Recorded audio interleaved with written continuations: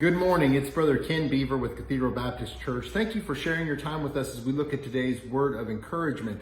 It has been a very difficult and chaotic week, both personally and as a community and a nation. We've seen quite a bit of chaos on display. I pray that you are doing some reflective time with God, because it's in God that we find stability. It's in His Word that we find peace and comfort.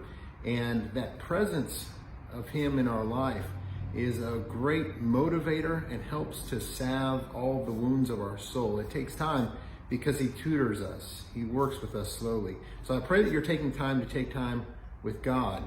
This morning, I want to share with you a little bit from the Psalm chapter 5. And this beautiful psalm gives a great illustration as to the discontent, the uneasiness that can come within our soul. David is writing, and he says this to God at the very beginning. He says, "Give ear to my words, O God. Consider my groaning. Hear the sound of my cry for help, my King, my God. For to you I pray. In the morning, O God, you hear my voice. In the morning I will order my prayer to you and eagerly watch." With great anticipation, he's wanting to see, he's wanting to hear, he's wanting to understand what God wants him to do. Verse 4 through 7, he talks about the ways of wickedness and how God is not wicked at all. He doesn't take any pleasure in wickedness that occurs. He doesn't have any evil that dwells within. Verse 8 through verse 10, he says very carefully, he says, "Make my way straight before me. Make your way, your path for my life very straight. If I listen to others, if I look at the surrounding environment, I'm going to get off track. But I need you and you alone. You have the best interest at heart. You have the greatest love for me than any. And so therefore, I want to make sure that I'm listening to you and you alone." And then listen to what he says in verse 11. "But let all who take refuge in you be glad. Let them ever sing for joy. And may you shelter them, that those who love your name may exalt in you. For it is you who blesses the righteous man, O God. You surround him with favor as with a shield."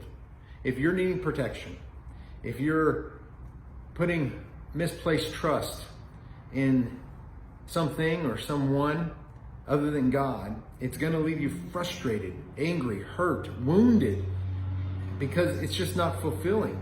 And that's the trick of the world. It promises so much but delivers so little. And time again. It may be one of the greatest institutions, and at times it just won't live up to your expectations. And so you feel wounded and betrayed.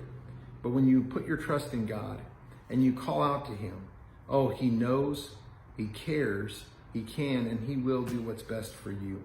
He loves you more than you could possibly imagine.